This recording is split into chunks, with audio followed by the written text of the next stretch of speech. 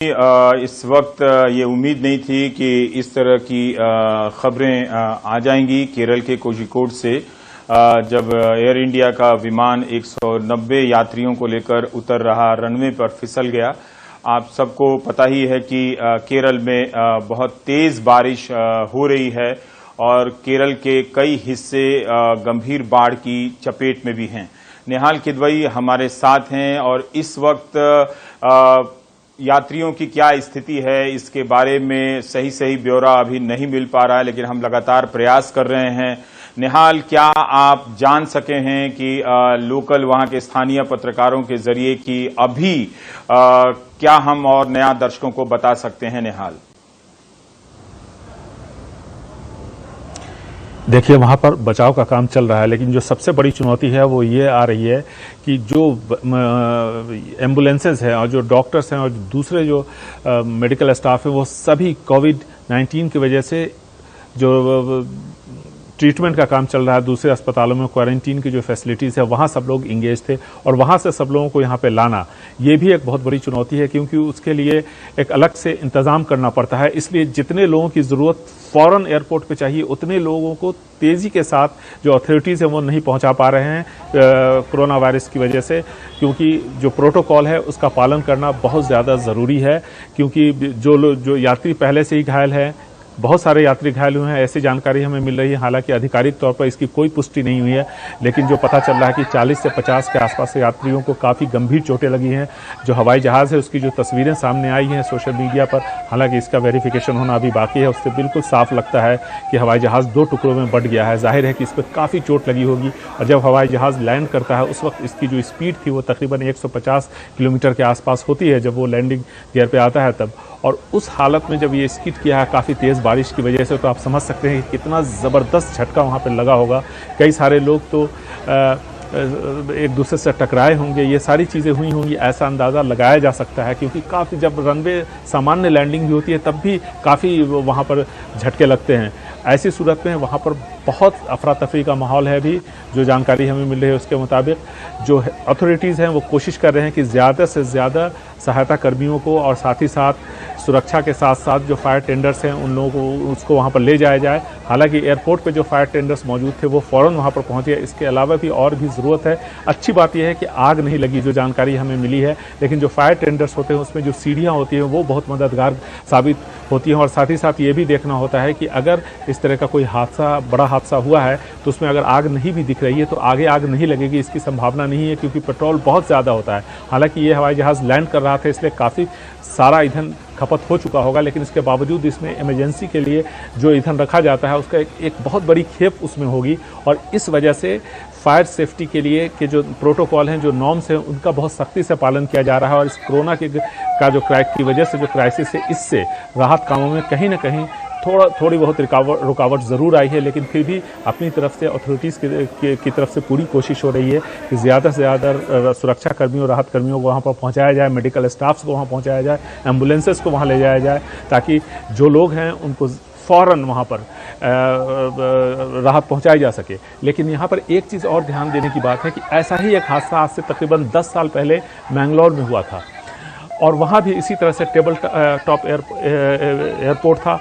Landing के वक्त इस तरह का हादसा हुआ था। हालांकि तब वहाँ बारिश नहीं हो रही थी और ऐसे ही हवाई जहाज़ 2 टुकड़ों में बटा था। लेकिन यहाँ पर एक चीज़ ध्यान देने की बात यह है कि पायलट ने काफ़ी सूझबूझ से काम लिया और ऐसे में हो सकता है कि पायलट की जान को खतरा हुआ हो, और ये भी इस बात की संभावना से इनकार नहीं किया जा सकती है कि वो अच्छे हालत में नहीं हो, जैसा कि अभी कुछ ट्वीट्स भी आए हैं इस सिलसिले में। लेकिन इसके बावजूद उन्होंने यात्रियों को बचाया। इसमें आप कह सकते हैं कि ये जो पायलट है उन्होंने कितने साहस का परिचय दिया है।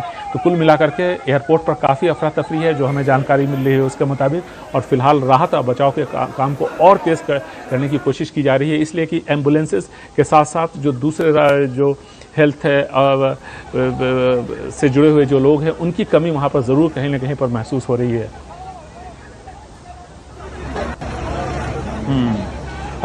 निहाल, जिस तरह से जानकारी दे रहे थे कि एयर इंडिया के आप सब जानते हैं कि पायलट बेहद अनुभवी होते हैं। ये विमान दुबई से उड़कर आ रहा था, air India express Vande Mataram के तहत इसमें 190 यात्री सवार थे और पायलट ने लैंडिंग के समय अपनी तरफ से पूरी कोशिश की है। अपुष्ट तस्वीरें हैं सोशल मीडिया पर और जिसके हिसाब से अभी पुष्टि नहीं की जा सकती है, पर ऐसा लग रहा है कि उतरने के बाद, फिसलने के बाद रनवे पर विमान 2 हिस्सों में बंट गया है। ये लैंडिंग की जो सूचना है वो समय 7:40 का था और अभी बहुत कम वक्त गुजरा है। जिस तरह से निहाल बता रहे हैं कि अग्निशमन गाड़ियां, दमकल गाड़ियां और एम्बुलेंस उस तरफ दौड़े हैं बचाव कार्य के लिए। उम्मीद कर सकते हैं कि लोग ज़्यादा से ज़्यादा लोग उसमें से सुरक्षित हों, बच जाएं। और लेकिन इस वक्त रात का वक्त है और हिमांशु हमारे साथ है। हिमांशु, आप बता सकते हैं कि कारीपुर एयरपोर्ट पे जब ये स्किड किया है हवाई जहाज एयर इंडिया एक्सप्रेस का, दुबई से कालीकट आने वाला 191 पैसेंजर हैं, इसमें क्रैश किया गया है। तो अभी हमें पता चल रहा है कि 5 एम्बुलेंस और फायर टेंडर की गाड़ियां घटनास्थल पर पहुंची हैं। पर क्या आप बता सकते हैं कि इस वक्त वहां बचाव का कार्य किस तरह से हो रहा है, किस तरह से सूचनाएं मिलने में देरी हो रही हैं और क्या यात्रियों की लिस्ट आ गई है कि किस तरह के कौन कौन लोग यहां पर दुबई से चले थे?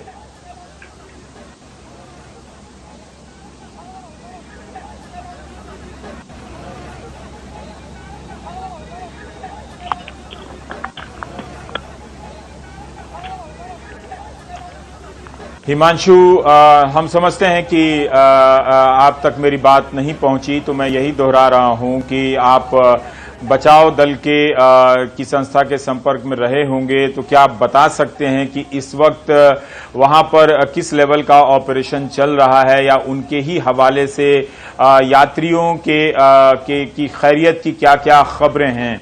हम ये तो जान रहे हैं कि विमान कारीपुर एयरपोर्ट पे उतरा है 7:40 पर, दुबई से कालीकट के लिए आ रहा था और ये विमान एयर इंडिया एक्सप्रेस जो वंदे मातरम के तहत का विमान है वो फिसला है। लेकिन क्या आगे और भी इस वक्त कुछ नई सूचनाएं आपके हाथ लग पा रही हैं हिमांशु? देखिए, जानकारी इकट्ठा करने की कोशिश कर रहा हूं। मिनिस्ट्री ऑफ सिविल एविएशन जो मंत्री हैं हरदीप पुरी, या फिर जो एयर इंडिया एक्सप्रेस कंपनी है जिसका ये विमान था, इन तीनों की तरफ से अभी तक हमें किसी भी प्राथमिक जानकारी का भी हमें फिलहाल इंतजार है। लेकिन इतना जरूर कहा गया है कि directorate general of civil aviation इस पूरे मामले की जानकारी इकट्ठा कर रहा है, क्योंकि इस तरह की जब भी परिस्थिति होती है, विशेषकर जिसका जिक्र आपने बार बार किया है और हमने आज विस्तार से इसको रिपोर्ट भी किया है कि केरल के कई इलाकों में अप्रत्याशित बारिश हो रही है पिछले करीब 24 घंटे से, और आगे के लिए भी 3-4 जिलों में रेड अलर्ट दिया गया है। और ये बहुत साफ है कि जो ज्योग्राफी है जिसकी जानकारी हमारे पास है कि एक घाटी वाला इलाका है, टेबल टॉप रनवे है, और आमतौर पर टेबल टॉप रनवे जो होता है वहाँ पर लैंडिंग्स बहुत सेंसिटिव तरीके से कराई जाती है, उसकी एक बहुत ही विशेष तरीके से, और बहुत ज़्यादा स्पेस और एल्बो रूम पायलट्स के पास नहीं होता है। और क्योंकि जिस तरह से प्लेन स्किड किया उससे बहुत साफ है कि जिस वक्त ये लैंडिंग हो रही थी उस वक्त वहाँ पर नरमी ज़्यादा थी, जिसकी वजह से विमान स्किड किया। क्योंकि आमतौर पर ऐसा होता है और कई बार रनवेज को क्लोज भी किया जाता है कि जब एयरपोर्ट पर ज़्यादा बारिश होती है, पानी का जमाव ज़्यादा होता है, तो सेफ नहीं माना जाता किसी भी तरह की लैंडिंग को। तो इसमें बहुत साफ ऐसा लगता है कि बहुत आपात स्थिति में पायलट को लैंडिंग करानी पड़ी है, और लैंडिंग करने के दौरान रनवे सही स्थिति में नहीं था, जिसकी वजह से विमान स्किड किया है। लेकिन directorate general of civil aviation ने अभी तक आधिकारिक तौर पर इस पर कोई बात नहीं कही है, लेकिन उनके अपने SOPs हैं, स्टेट स्टैंडर्ड ऑपरेटिंग प्रोसीजर, जिसका पालन पायलट को करना होता है, एयरपोर्ट मैनेजमेंट को करना होता है। लेकिन एयरपोर्ट मैनेजमेंट हो, सिविल एविएशन मिनिस्ट्री हो, सिविल एविएशन मिनिस्टर हो, एयर इंडिया एक्सप्रेस हो या directorate general of civil aviation, अभी तक पहली जानकारी आधिकारिक जिसको आप कह सकते हैं ऑफिशियल जानकारी अभी तक साझा नहीं की गई है रिपोर्टर्स के साथ।